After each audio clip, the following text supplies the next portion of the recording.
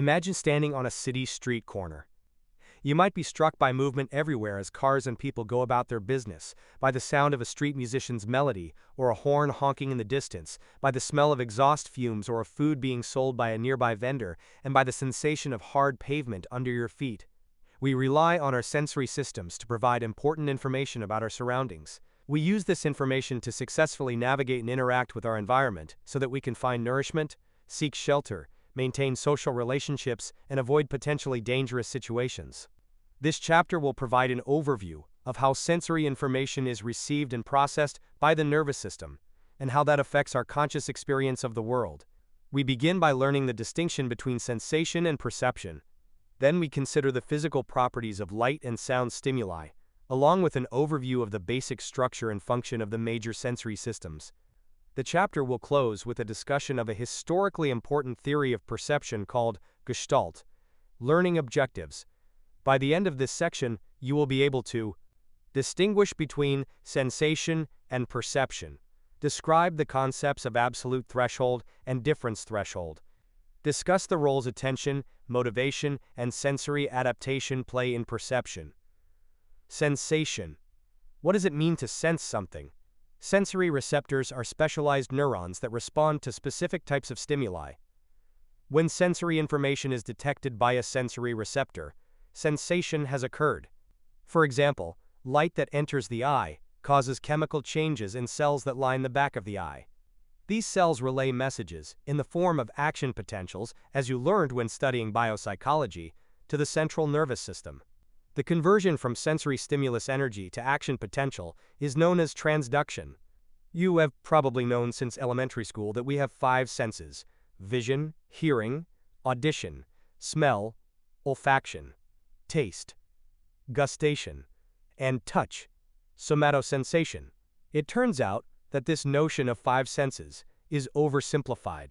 We also have sensory systems that provide information about balance, the vestibular sense, body position and movement, proprioception and kinesthesia, pain, nociception, and temperature, thermoception. The sensitivity of a given sensory system to the relevant stimuli can be expressed as an absolute threshold. Absolute threshold refers to the minimum amount of stimulus energy that must be present for the stimulus to be detected 50% of the time. Another way to think about this is by asking how dim can a light be, or how soft can a sound be, and still be detected half of the time. The sensitivity of our sensory receptors can be quite amazing. It has been estimated that on a clear night, the most sensitive sensory cells in the back of the eye can detect a candle flame 30 miles away, Okawa and Sampath 2007. Under quiet conditions, the hair cells, the receptor cells of the inner ear, can detect the tick of a clock 20 feet away, Galanter 1962. It is also possible for us to get messages that are presented below the threshold for conscious awareness. These are called subliminal messages. A stimulus reaches a physiological threshold when it is strong enough to excite sensory receptors and send nerve impulses to the brain. This is an absolute threshold. A message below that threshold is said to be subliminal. We receive it, but we are not consciously aware of it. Over the years, there has been a great deal of speculation about the use of subliminal messages in advertising, rock music, and self-help audio programs. Research evidence shows that in laboratory settings, people can process and respond to information outside of awareness. But this does not mean that we obey these messages like zombies. In fact, hidden messages have little effect on behavior outside the laboratory. Kunst-Wilson and Zayshank, 1980. Renzink, 2004. Nelson, 2008. Radel, Sarrazin, Legrain, and Gobonse, 2009. Lorsch, Durso and Petty, 2013. Absolute thresholds are generally measured under incredibly controlled conditions in situations that are optimal for sensitivity. Sometimes, we are more interested in how much difference in stimuli is required to detect a difference between them. This is known as the just noticeable difference, JND, or difference threshold. Unlike the absolute threshold, the difference threshold changes depending on the stimulus intensity. As an example, imagine yourself in a very dark movie theater. If an audience member were to receive a text message that caused the cell phone screen to light up, chances are that many people would notice the change in illumination in the theater. However, if the same thing happened in a brightly lit arena during a basketball game, very few people would notice. The cell phone brightness does not change, but its ability to be detected as a change in illumination varies dramatically between the two contexts. Ernst Weber proposed this theory of change in difference threshold in the 1830s, and it has become known as Weber's law. The difference threshold is a constant fraction of the original stimulus, as the example illustrates. Perception. While our sensory receptors are constantly collecting information from the environment, it is ultimately how we interpret that information that affects how we interact with the world. Perception refers to the way sensory information is organized, interpreted, and consciously experienced. Perception involves both bottom-up and top-down processing. Bottom-up processing refers to sensory information from a stimulus in the environment driving a process, and top-down processing refers to knowledge and expectancy driving a process, as shown in Figure 5.2. Egith and Yantis, 1997. Fine and Minery, 2009. Yantis and Egith, 1999. Figure 5.2. Top-down and bottom-up are ways we process our perceptions. Imagine that you and some friends are sitting in a crowded restaurant, eating lunch and talking. It is very noisy, and you are concentrating on your friend's face to hear what they are saying. Then the sound of breaking glass and clang of metal pans hitting the floor rings out. The server dropped a large tray of food. Although you were attending to your meal and conversation, that crashing sound would likely get through your attentional filters and capture your attention. You would have no choice but to notice it. That attentional capture would be caused by the sound from the environment. It would be bottom-up. Alternatively, top-down processes are generally goal-directed, slow, deliberate, effortful, and under your control. Fine and Minery, 2009. Miller and Cohen, 2001. Miller and D'Esposito, 2005. For instance, if you misplaced your keys, how would you look for them? If you had a yellow key fob, you would probably look for yellowness of a certain size in specific locations, such as on the counter, coffee table, and other similar places. You would not look for yellowness on your ceiling fan, because you know keys are not normally lying on top of a ceiling fan. That act of searching for a certain size of yellowness in some locations and not others would be top-down, under your control, and based on your experience. One way to think of this concept is that sensation is a physical process, whereas perception is psychological. For example, upon walking into a kitchen and smelling the scent of baking cinnamon rolls, the sensation is the scent receptors detecting the odor of cinnamon, but the perception may be, this smells like the bread Grandma used to bake when the family gathered for holidays. Although our perceptions are built from sensations, not all sensations result in perception. In fact, we often don't perceive stimuli that remain relatively constant over prolonged periods of time. This is known as sensory adaptation. Imagine going to a city that you have never visited. You check into the hotel, but when you get to your room, there is a road construction sign with a bright flashing light outside your window. Unfortunately, there are no other rooms available, so you are stuck with a flashing light. You decide to watch television to unwind. The flashing light was extremely annoying when you first entered your room. It was as if someone was continually turning a bright yellow spotlight on and off in your room, but after watching television for a short while, you no longer notice the light flashing. The light is still flashing and filling your room with yellow light every few seconds, and the photoreceptors in your eyes still sense the light, but you no longer perceive the rapid changes in lighting conditions. That you no longer perceive the flashing light demonstrates sensory adaptation, and shows that while closely associated, sensation and perception are different. There is another factor that affects sensation and perception: attention. Attention plays a significant role in determining what is sensed versus what is perceived. Imagine you are at a party full of music, chatter, and laughter. You get involved in an interesting conversation with a friend, and you tune out all the background noise. If someone interrupted you to ask what song had just finished playing, you would probably be unable to answer that question.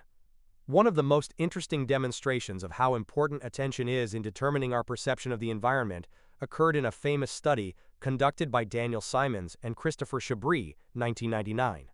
In this study, participants watched a video of people dressed in black and white passing basketballs. Participants were asked to count the number of times the team dressed in white passed the ball. During the video, a person dressed in a black gorilla costume walks among the two teams. You would think that someone would notice the gorilla, right? Nearly half of the people who watched the video didn't notice the gorilla at all, despite the fact that he was clearly visible for 9 seconds. Because participants were so focused on the number of times the team dressed in white was passing the ball, they completely tuned out other visual information. Inattentional blindness is the failure to notice something that is completely visible because the person was actively attending to something else and did not pay attention to other things. Mack and Rock, 1998, Simons and Chabris, 1999. In a similar experiment, researchers tested inattentional blindness by asking participants to observe images moving across a computer screen. They were instructed to focus on either white or black objects, disregarding the other color. When a red cross passed across the screen, about one-third of subjects did not notice it. Figure 5.3. Most, Simons, Scholl, and Chabris, 2000. Figure 5.3. Nearly one-third of participants in a study did not notice that a red cross passed on the screen because their attention was focused on the black or white figures. Credit: Corey Zenker. Motivation can also affect perception. Have you ever been expecting a really important phone call and, while taking a shower, you think you hear the phone ringing, only to discover that it is not? If so, then you have experienced how motivation to detect a meaningful stimulus can shift our ability to discriminate between a true sensory stimulus and background noise. The ability to identify a stimulus when it is embedded in a distracting background is called signal detection theory. This might also explain why a mother is awakened by a quiet murmur from her baby, but not by other sounds that occur while she is asleep. Signal detection theory has practical applications, such as increasing air traffic controller accuracy. Controllers need to be able to detect planes among many signals, blips, that appear on the radar screen and follow those planes as they move through the sky. In fact, the original work of the researcher who developed signal detection theory was focused on improving the sensitivity of air traffic controllers to plane blips, sweats, 1964. Our perceptions can also be affected by our beliefs, values, prejudices, expectations, and life experiences. As you will see later in this chapter, individuals who are deprived of the experience of binocular vision during critical periods of development have trouble perceiving depth. Fawcett, Wang, and Birch, 2005. The shared experiences of people within a given cultural context can have pronounced effects on perception. For example, Marshall Segal, Donald Campbell, and Melville Herskovits, 1963, published the results of a multinational study in which they demonstrated that individuals from Western cultures were more prone to experience certain types of visual illusions than individuals from non-Western cultures, and vice versa.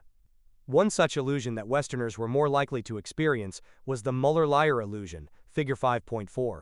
The lines appear to be different lengths, but they are actually the same length. Figure 5.4. In the Muller-Lyer illusion, lines appear to be different lengths, although they are identical. A. Arrows at the ends of lines may make the line on the right appear longer, although the lines are the same length. B. When applied to a three-dimensional image, the line on the right again may appear longer, although both black lines are the same length. These perceptual differences were consistent with differences in the types of environmental features experienced on a regular basis by people in a given cultural context. People in Western cultures, for example, have a perceptual context of buildings with straight lines, what Segal's study called a carpentered world, Segal et al., 1966. In contrast, people from certain non-Western cultures with an uncarpentered view, such as the Zulu of South Africa, whose villages are made up of round huts arranged in circles, are less susceptible to this illusion.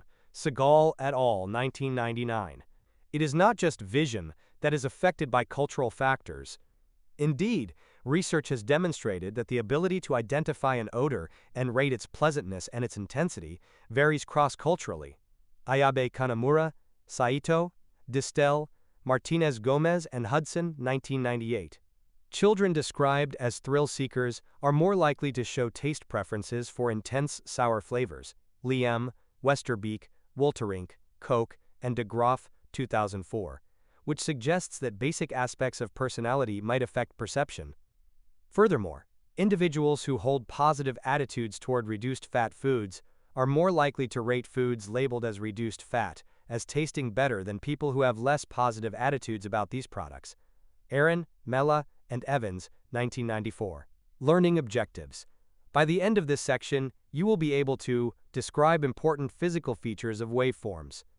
Show how physical properties of light waves are associated with perceptual experience.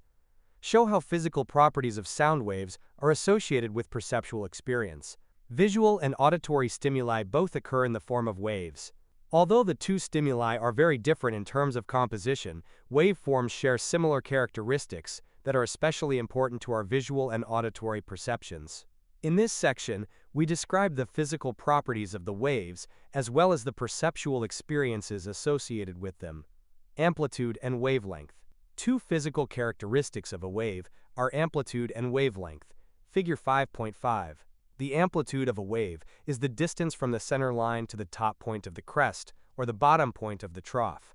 Wavelength refers to the length of a wave from one peak to the next. Figure 5.5. The amplitude or height of a wave is measured from the peak to the trough. The wavelength is measured from peak to peak. Wavelength is directly related to the frequency of a given waveform. Frequency refers to the number of waves that pass a given point in a given time period and is often expressed in terms of hertz, Hz, or cycles per second.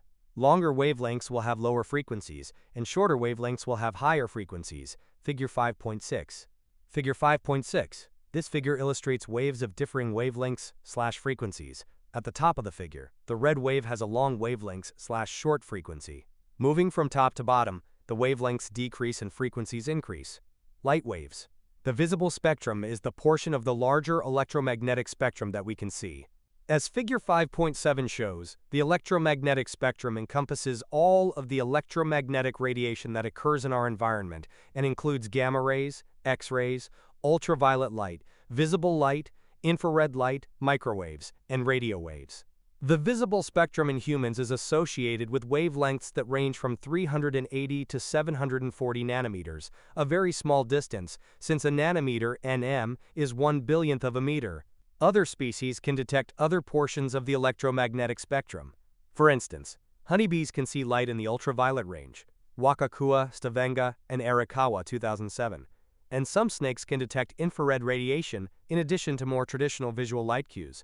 Chen, Deng, Brauth, Ding, and Tang 2012. Hartline, Cass, and Loop 1978. Figure 5.7. Light that is visible to humans makes up only a small portion of the electromagnetic spectrum. In humans, light wavelength is associated with perception of color. Figure 5.8.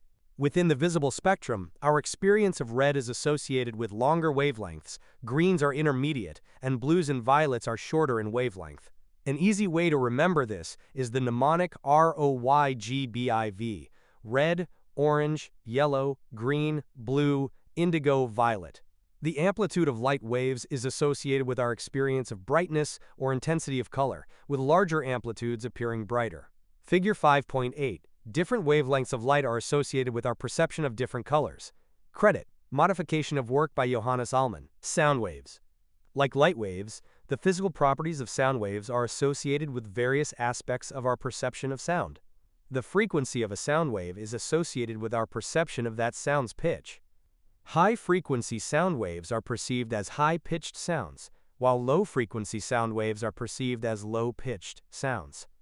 The audible range of sound frequencies is between 20 and 20,000 Hz, with greatest sensitivity to those frequencies that fall in the middle of this range. As was the case with the visible spectrum, other species show differences in their audible ranges. For instance, chickens have a very limited audible range, from 125 to 2,000 Hz. Mice have an audible range from 1,000 to 91,000 Hz, and the beluga whale's audible range is from 1,000 to 123,000 Hz. Our pet dogs and cats have audible ranges of about 70 to 45,000 Hz and 45 to 64,000 Hz, respectively. Strain, 2003. The loudness of a given sound is closely associated with the amplitude of the sound wave. Higher amplitudes are associated with louder sounds. Loudness is measured in terms of decibels, dB, a logarithmic unit of sound intensity. A typical conversation would correlate with 60 decibels. A rock concert might check in at 120 decibels. Figure 5.9. A whisper 5 feet away or rustling leaves are at the low end of our hearing range. Sounds like a window air conditioner, a normal conversation, and even heavy traffic or a vacuum cleaner are within a tolerable range. However, there is the potential for hearing damage from about 80 decibels to 130 decibels. These are sounds of a food processor, power lawnmower, heavy truck 25 feet away, subway train 20 feet away, live rock music, and a jackhammer. About one-third of all hearing loss is due to noise exposure, and the louder the sound, the shorter the exposure needed to cause hearing damage. Lay, Stratman, Leah, and Westerberg 2017. Listening to music through earbuds at maximum volume, around 100 to 105 decibels, can cause noise-induced hearing loss after 15 minutes of exposure. Although listening to music at maximum volume may not seem to cause damage, it increases the risk of age-related hearing loss. Kujawa and Lieberman, 2006.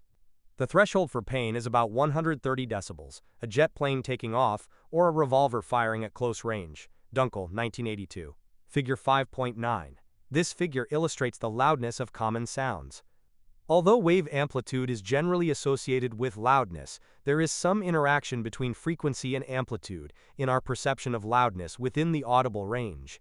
For example, a 10 Hz sound wave is inaudible no matter the amplitude of the wave. A 1000 Hz sound wave, on the other hand, would vary dramatically in terms of perceived loudness as the amplitude of the wave increased. Of course, different musical instruments can play the same musical note at the same level of loudness, yet they still sound quite different. This is known as the timbre of a sound.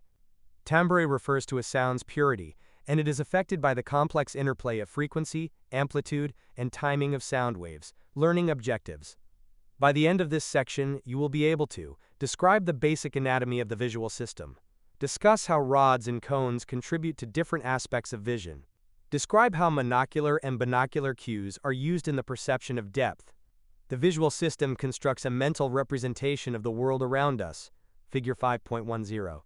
This contributes to our ability to successfully navigate through physical space and interact with important individuals and objects in our environments.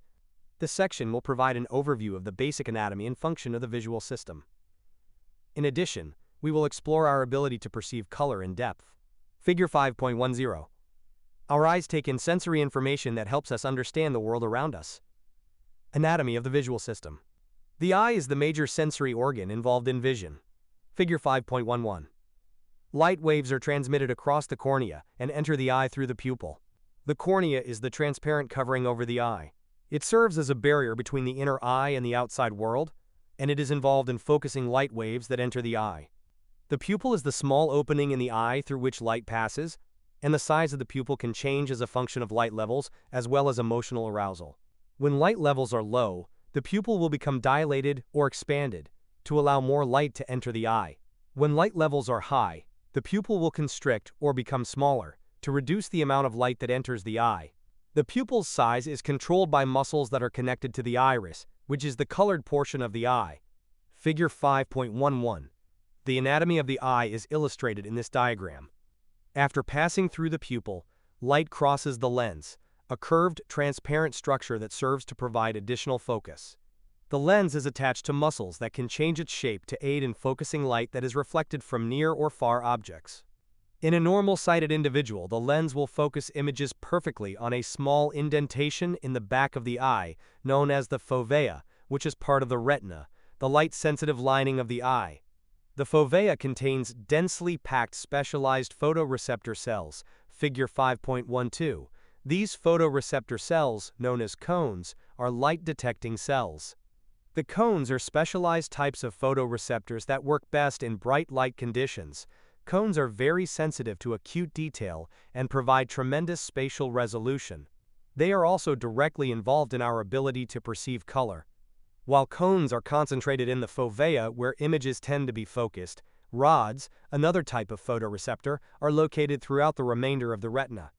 Rods are specialized photoreceptors that work well in low light conditions, and while they lack the spatial resolution and color function of the cones, they are involved in our vision in dimly lit environments as well as in our perception of movement on the periphery of our visual field. Figure 5.12. The two types of photoreceptors are shown in this image. Cones are colored green and rods are blue. Most of us have experienced the different sensitivities of rods and cones when making the transition from a brightly lit environment to a dimly lit environment. Imagine going to see a blockbuster movie on a clear summer day.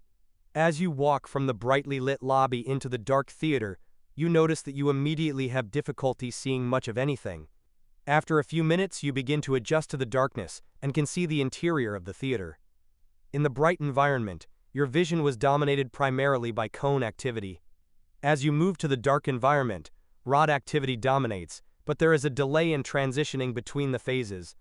If your rods do not transform light into nerve impulses as easily and efficiently as they should, you will have difficulty seeing in dim light, a condition known as night blindness. Rods and cones are connected via several interneurons to retinal ganglion cells. Axons from the retinal ganglion cells converge and exit through the back of the eye to form the optic nerve. The optic nerve carries visual information from the retina to the brain. There is a point in the visual field called the blind spot. Even when light from a small object is focused on the blind spot, we do not see it. We are not consciously aware of our blind spots for two reasons. First, each eye gets a slightly different view of the visual field. Therefore, the blind spots do not overlap. Second, our visual system fills in the blind spot so that although we cannot respond to visual information that occurs in that portion of the visual field, we are also not aware that information is missing. The optic nerve from each eye merges just below the brain at a point called the optic chiasm. As Figure 5.13 shows, the optic chiasm is an X-shaped structure that sits just below the cerebral cortex at the front of the brain. At the point of the optic chiasm, information from the right visual field, which comes from both eyes, is sent to the left side of the brain, and information from the left visual field is sent to the right side of the brain. Figure 5.13. This illustration shows the optic chiasm at the front of the brain and the pathways to the occipital lobe at the back of the brain, where visual sensations are processed into meaningful perceptions. Once inside the brain, visual information is sent via a number of structures to the occipital lobe at the back of the brain for processing. Visual information might be processed in parallel pathways, which can generally be described as the what pathway and the where-how pathway. The what pathway is involved in object recognition and identification, while the where-how pathway is involved with location in space and how one might interact with a particular visual stimulus. Milner and Goodale, 2008. Ungerleider and Haxby, 1994. For example, when you see a ball rolling down the street, the what pathway identifies what the object is, and the where-how pathway identifies its location or movement in space. What do you think? The ethics of research using animals. David Hubel and Torsten Wiesel were awarded the Nobel Prize in Medicine in 1981 for their research on the visual system. They collaborated for more than 20 years and made significant discoveries about the neurology of visual perception. Hubel and Wiesel, 1959, 1962, 1963, 1970. Wiesel and Hubel, 1963. They studied animals, mostly cats and monkeys. Although they used several techniques, they did considerable single-unit recordings, during which tiny electrodes were inserted in the animal's brain to determine when a single cell was activated. Among their many discoveries, they found that specific brain cells respond to lines with specific orientations, called ocular dominance, and they mapped the way those cells are arranged in areas of the visual cortex, known as columns and hypercolumns. In some of their research, they sutured one eye of newborn kittens closed and followed the development of the kitten's vision. They discovered there was a critical period of development for vision. If kittens were deprived of input from one eye, other areas of their visual cortex filled in the area that was normally used by the eye that was sewn closed. In other words, neural connections that exist at birth can be lost if they are deprived of sensory input. What do you think about sewing a kitten's eye closed for research? To many animal advocates, this would seem brutal, abusive, and unethical. What if you could do research that would help ensure babies and children born with certain conditions could develop full vision instead of becoming blind? Would you want that research done? Would you conduct that research even if it meant causing some harm to cats? Would you think the same way if you were the parent of such a child? What if you worked at the animal shelter? Like virtually every other industrialized nation, the United States permits medical experimentation on animals, with few limitations, assuming sufficient scientific justification. The goal of any laws that exist is not to ban such tests, but rather to limit unnecessary animal suffering by establishing standards for the humane treatment and housing of animals in laboratories. As explained by Stephen Latham, the director of the Interdisciplinary Center for Bioethics at Yale, 2012, possible legal and regulatory approaches to animal testing vary on a continuum from strong government regulation and monitoring of all experimentation at one end to a self-regulated approach that depends on the ethics of the researchers at the other end. The United Kingdom has the most significant regulatory scheme, whereas Japan uses the self-regulation approach. The US approach is somewhere in the middle, the result of a gradual blending of the two approaches. There is no question that medical research is a valuable and important practice.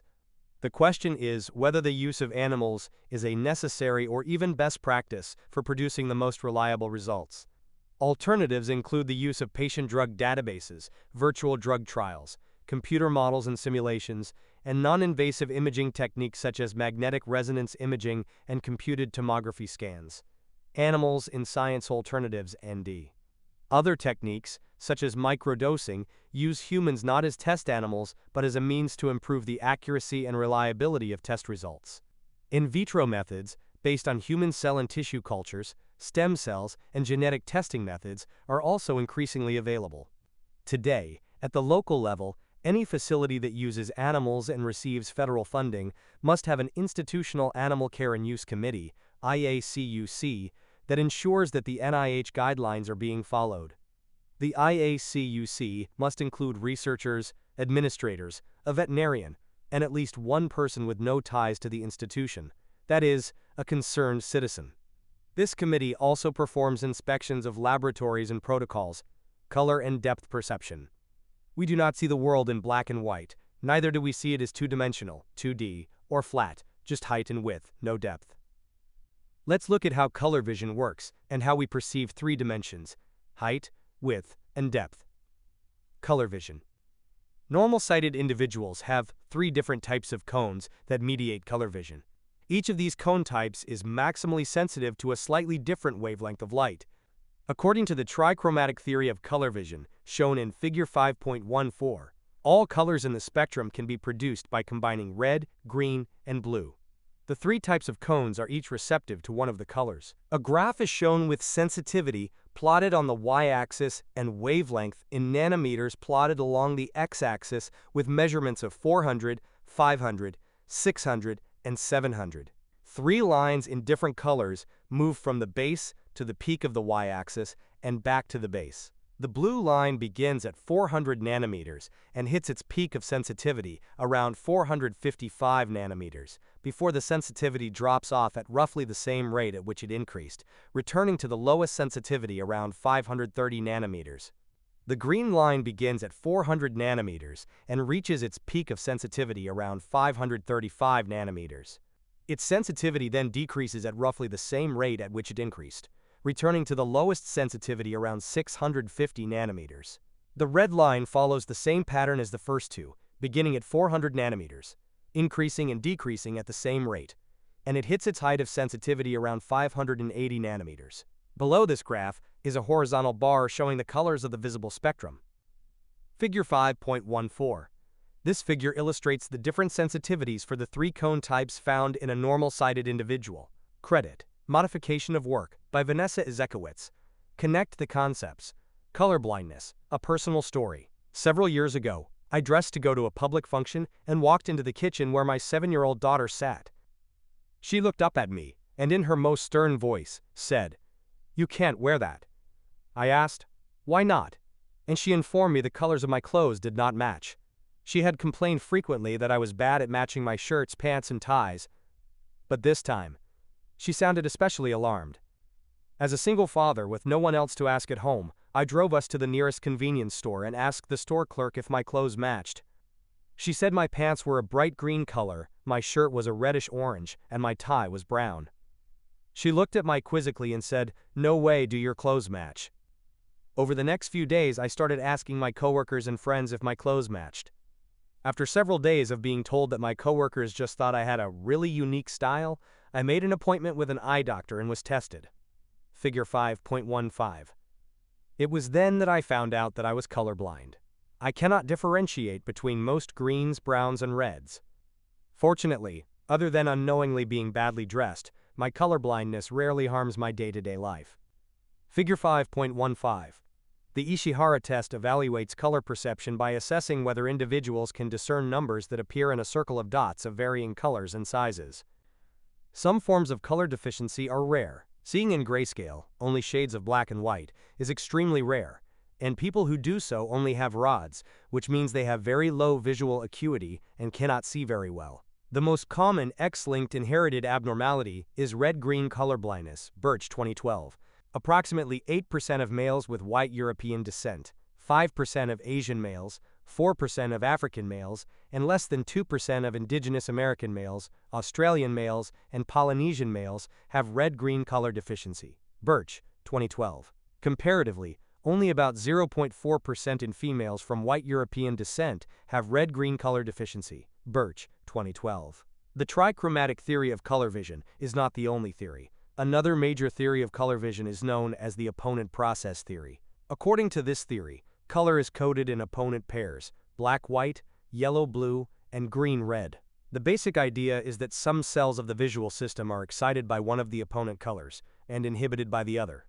So a cell that was excited by wavelengths associated with green would be inhibited by wavelengths associated with red, and vice versa. One of the implications of opponent processing is that we do not experience greenish reds or yellowish blues as colors. Another implication is that this leads to the experience of negative afterimages.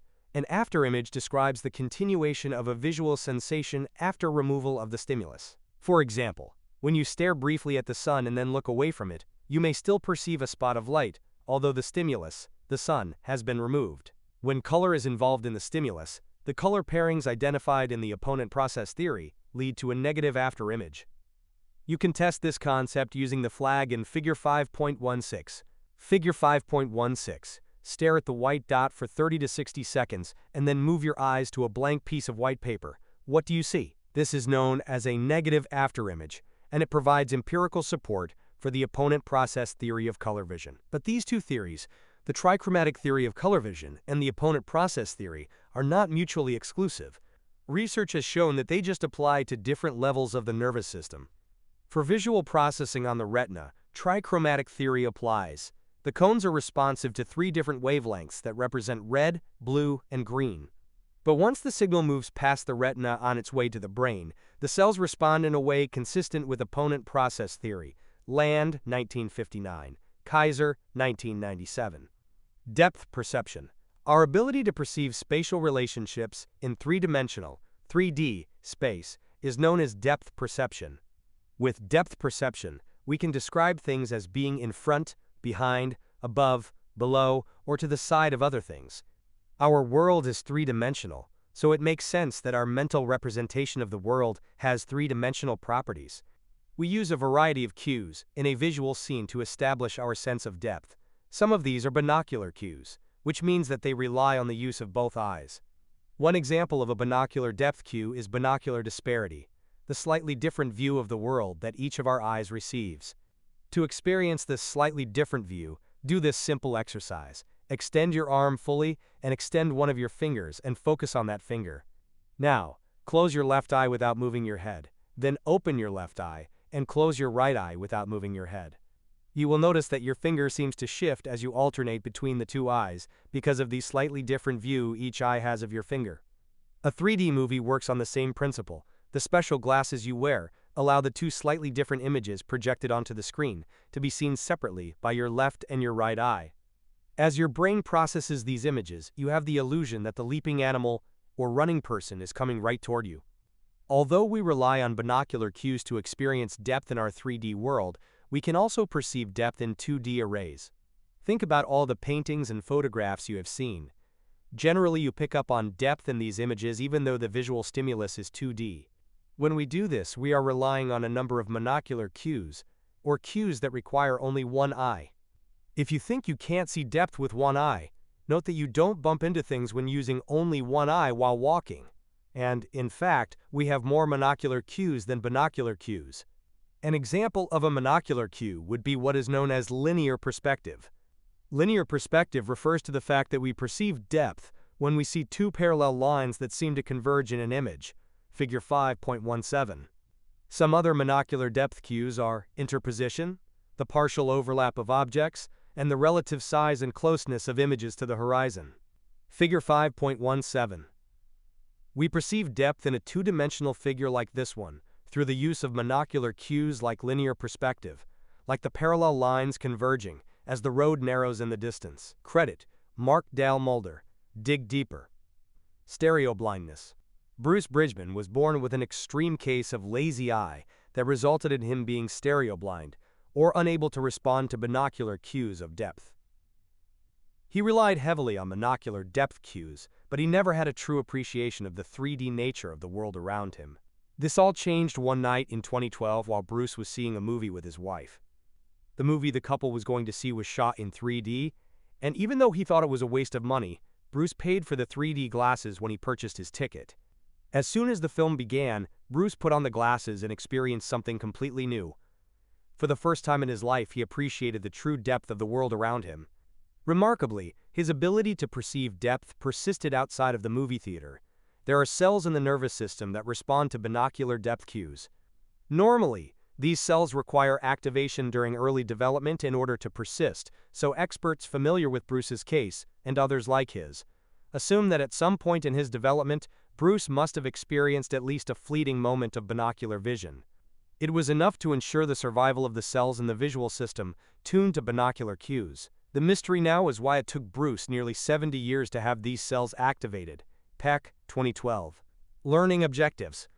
By the end of this section, you will be able to describe the basic anatomy and function of the auditory system, explain how we encode and perceive pitch, discuss how we localize sound.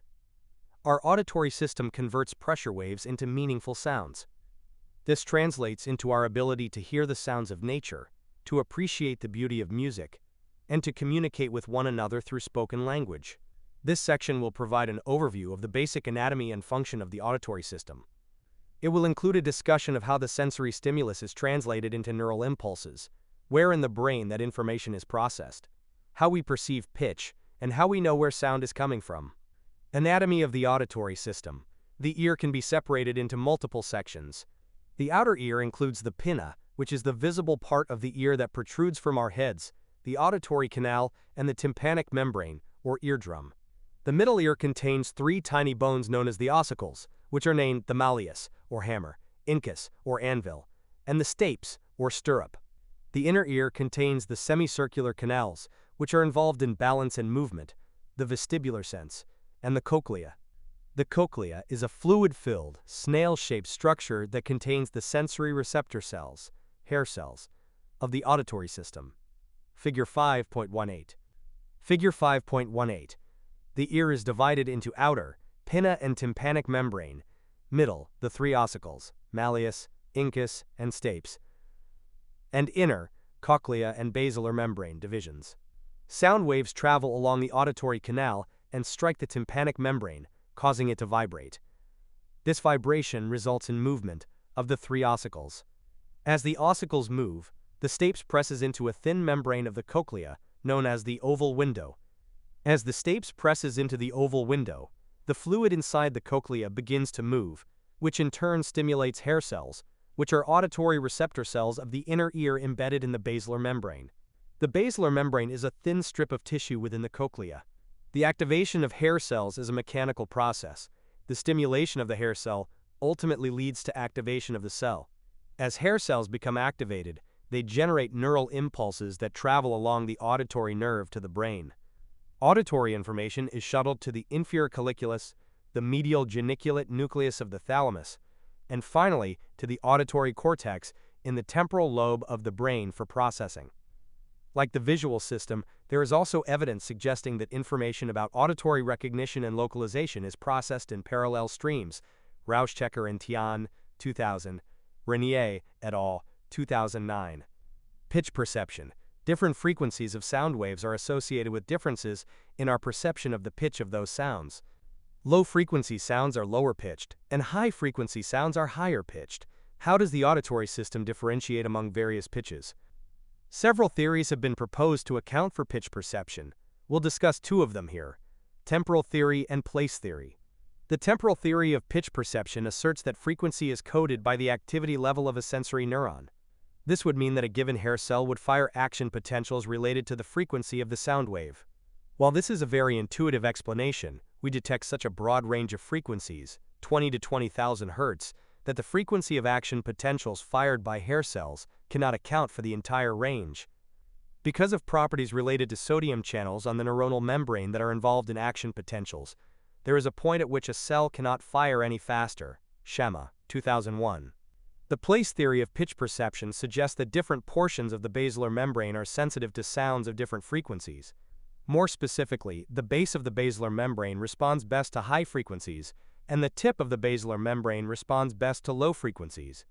Therefore, hair cells that are in the base portion would be labeled as high-pitch receptors, while those in the tip of basilar membrane would be labeled as low-pitch receptors. Schema, 2001. In reality, both theories explain different aspects of pitch perception. At frequencies up to about 4,000 Hz, it is clear that both the rate of action potentials and place contribute to our perception of pitch. However, much higher frequency sounds can only be encoded using place cues. Schema, 2001.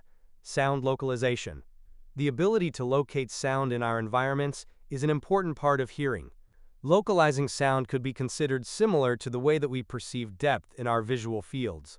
Like the monocular and binocular cues that provided information about depth, the auditory system uses both monaural, one-eared, and binaural, two-eared cues to localize sound. Each pinna interacts with incoming sound waves differently, depending on the sound source relative to our bodies.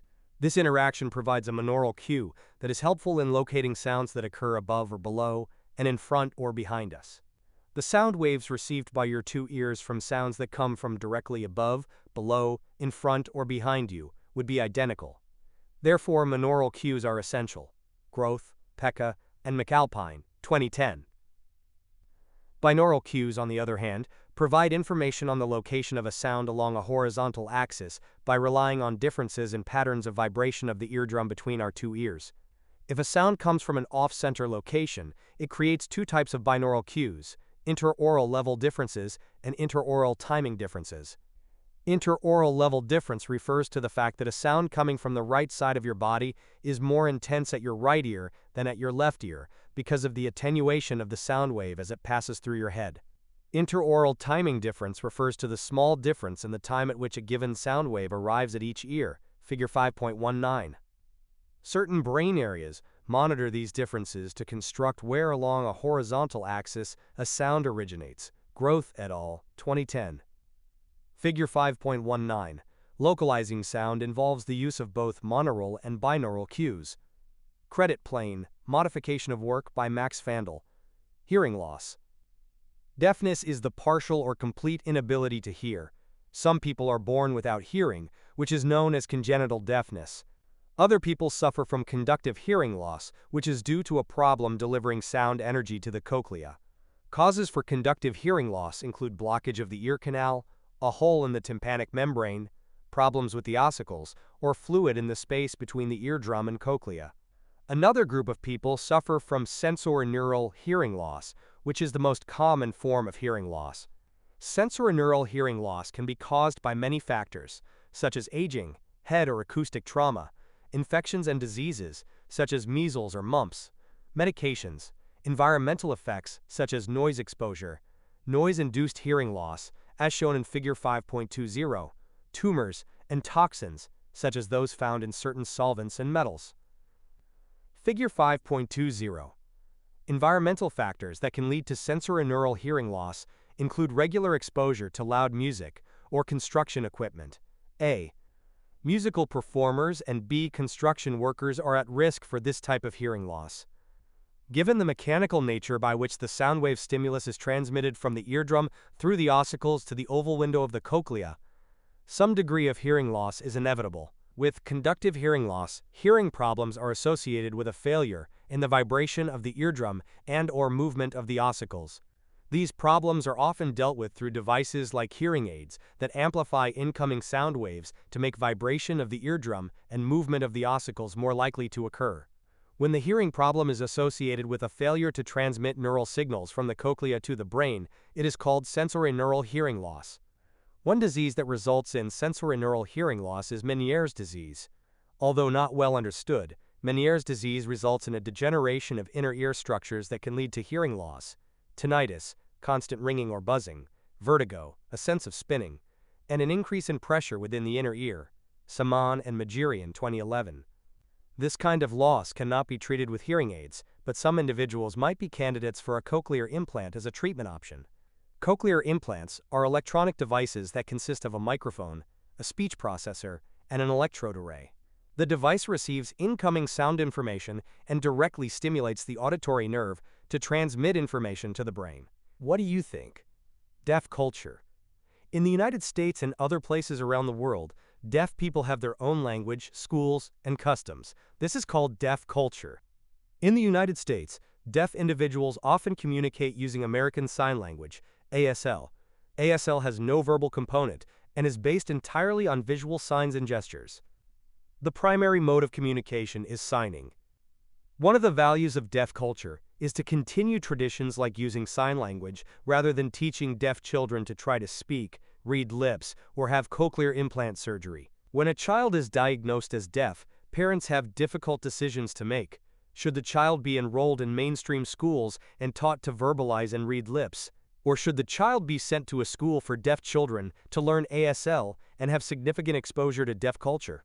Do you think there might be differences in the way that parents approach these decisions depending on whether or not they are also deaf? Learning objectives.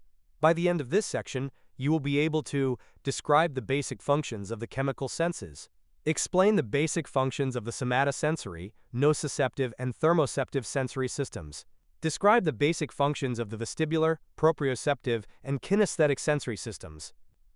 Vision and hearing have received an incredible amount of attention from researchers over the years.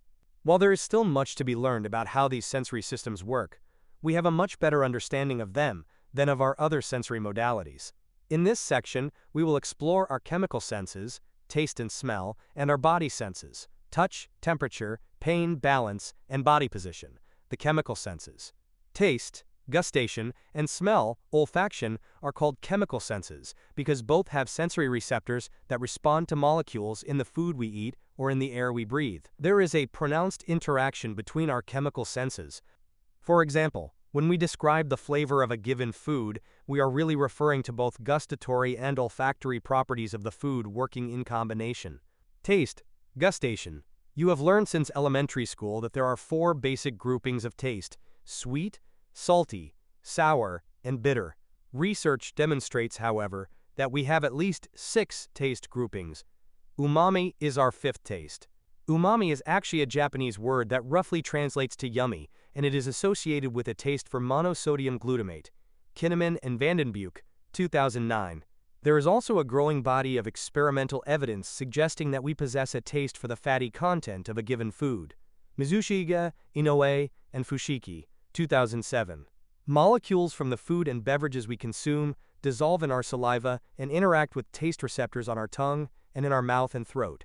Taste buds are formed by groupings of taste receptor cells with hair-like extensions that protrude into the central pore of the taste bud.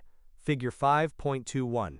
Taste buds have a life cycle of 10 days to 2 weeks, so even destroying some by burning your tongue won't have any long-term effect. They just grow right back. Taste molecules bind to receptors on this extension and cause chemical changes within the sensory cell that result in neural impulses being transmitted to the brain via different nerves, depending on where the receptor is located. Taste information is transmitted to the medulla, thalamus, and limbic system, and to the gustatory cortex, which is tucked underneath the overlap between the frontal and temporal lobes. Maffei, Haley, and Fontanini, 2012. Roper, 2013. Figure 5.21a. Taste buds are composed of a number of individual taste receptor cells that transmit information to nerves. B. This micrograph shows a close-up view of the tongue surface. Smell. Olfaction. Olfactory receptor cells are located in a mucous membrane at the top of the nose. Small hair-like extensions from these receptors serve as the sites for odor molecules dissolved in the mucus to interact with chemical receptors located on these extensions. Figure 5.22.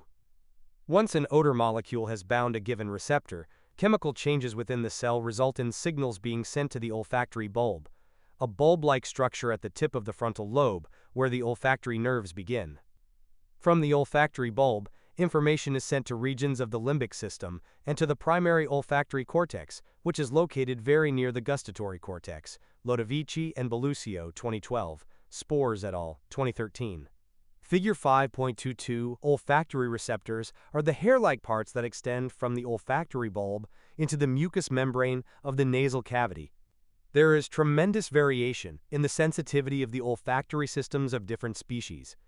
We often think of dogs as having far superior olfactory systems than our own, and indeed dogs can do some remarkable things with their noses. There is some evidence to suggest that dogs can smell dangerous drops in blood glucose levels as well as cancerous tumors. Wells, 2010.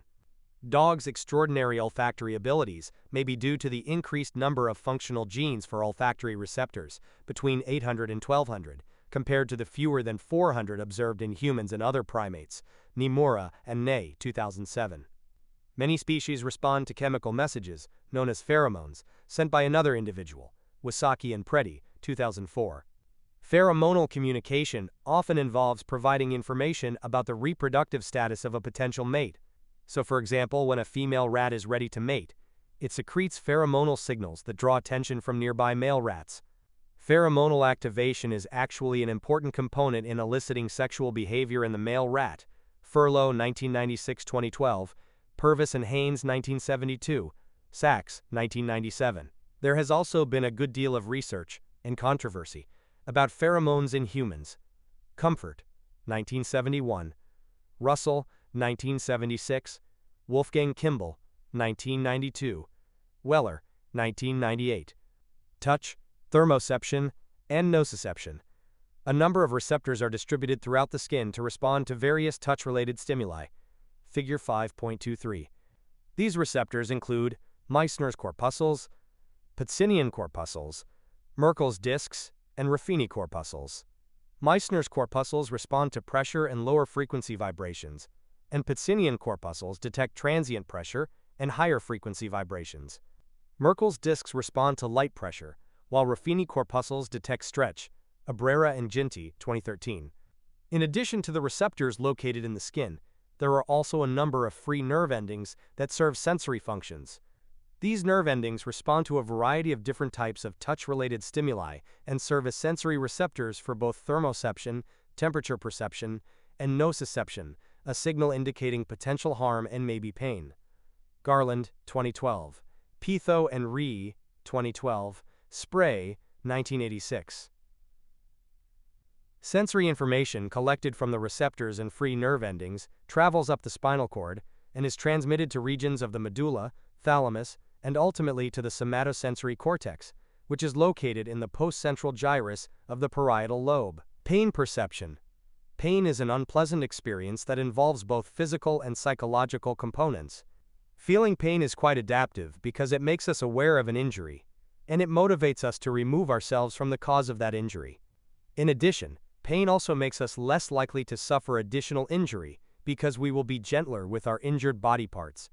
Generally speaking, pain can be considered to be neuropathic or inflammatory in nature. Pain that signals some type of tissue damage is known as inflammatory pain.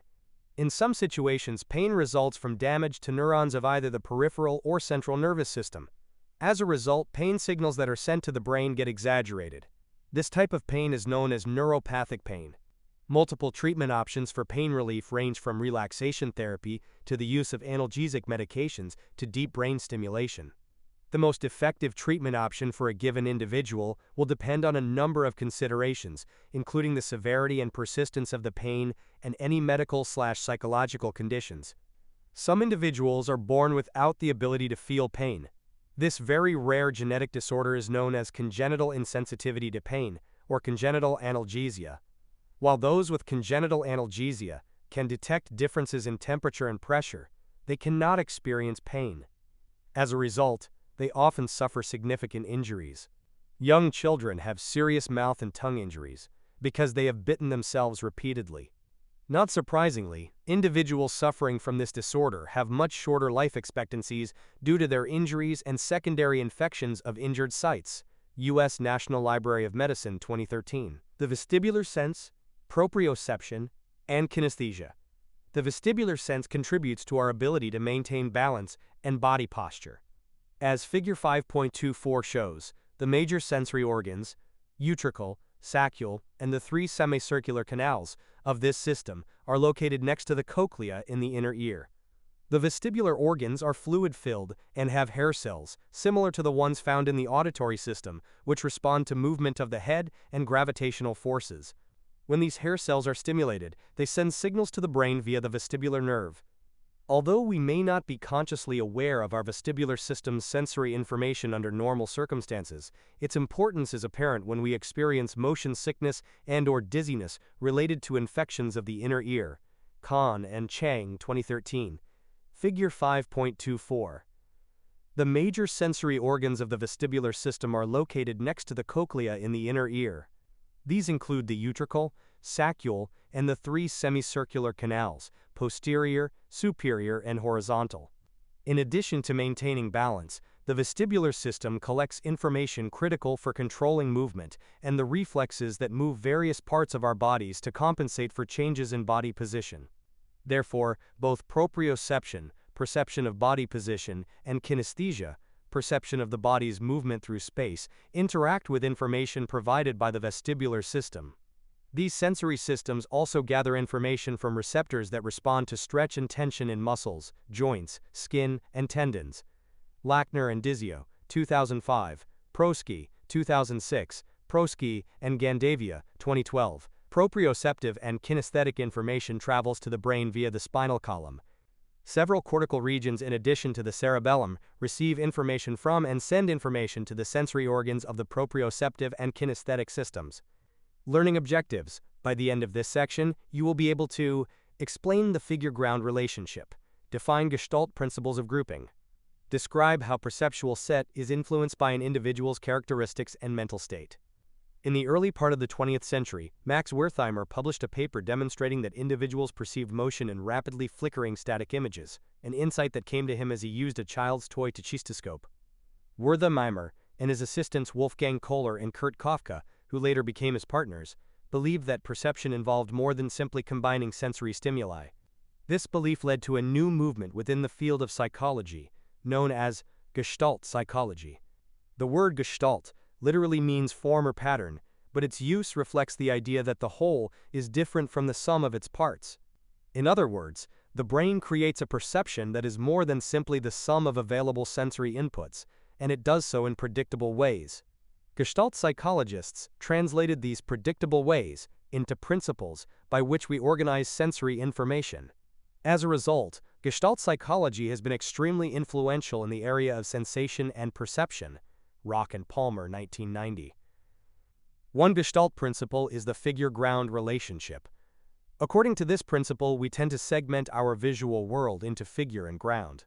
Figure is the object or person that is the focus of the visual field, while the ground is the background.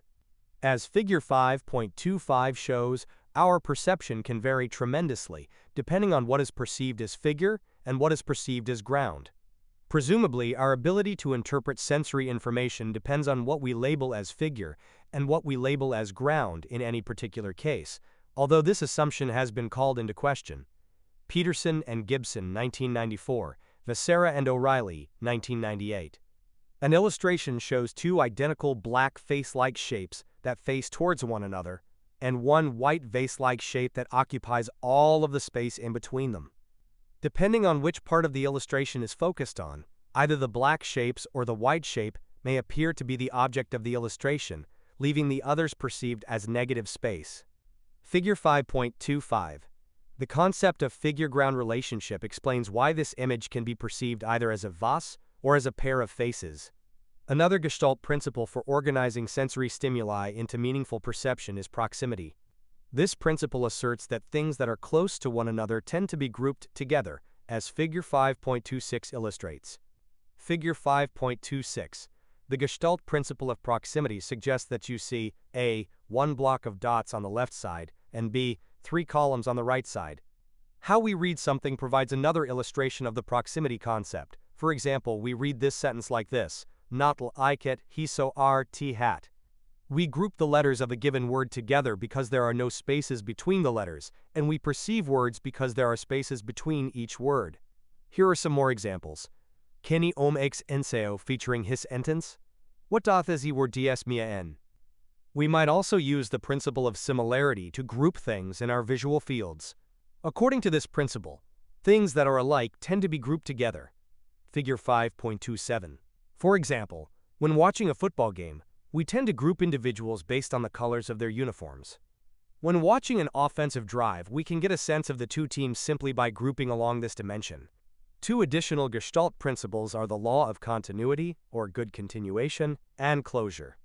The law of continuity suggests that we are more likely to perceive continuous, smooth-flowing lines rather than jagged, broken lines. Figure 5.28.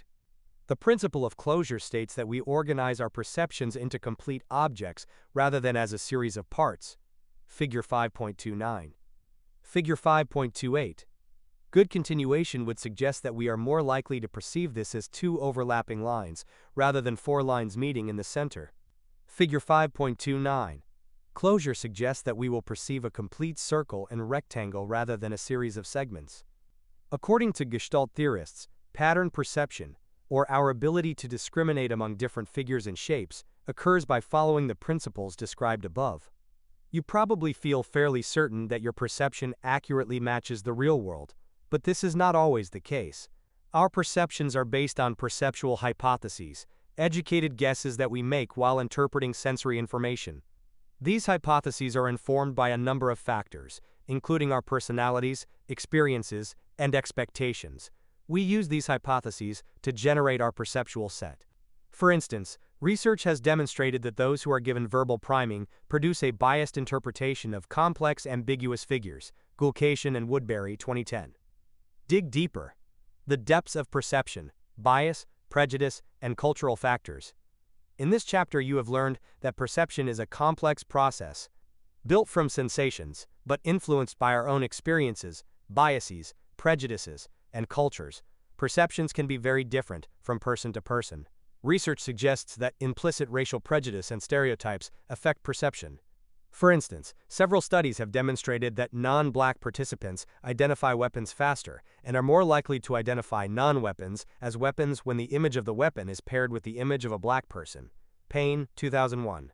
Payne, Shimizu, and Jacoby, 2005. Furthermore, white individuals' decisions to shoot an armed target in a video game is made more quickly when the target is black. Correll, Park, Judd, and Wittenbrink, 2002. Correll, Erland, and Ito, 2006. This research is important, considering the number of very high-profile cases in the last few decades in which black people were killed by people who claimed to believe that the unarmed individuals were armed and/or represented some threat to their personal safety.